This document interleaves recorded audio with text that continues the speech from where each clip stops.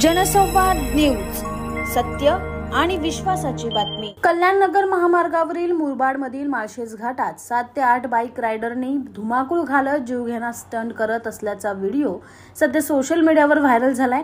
धक्कादायक बाब म्हणजे या सर्व दुचाकींवर नंबर प्लेट नाहीयेत। आज रविवार असल्याने पर्यटनाची मोठी गर्दी देखील होती, त्यामुळे अशा स्टंटबाजीमुळे मोठा अपघात होण्याची शक्यता आहे। मात्र संपूर्ण घाटात एक पोलीस कर्मचारी सुद्धा उपस्थित नाही। पोलिसांच्या दुर्लक्षतेमुळे एखाद्याचा बळी देखील जाऊ शकत होता। आकाश सहाने, जनसंवाद न्यूज।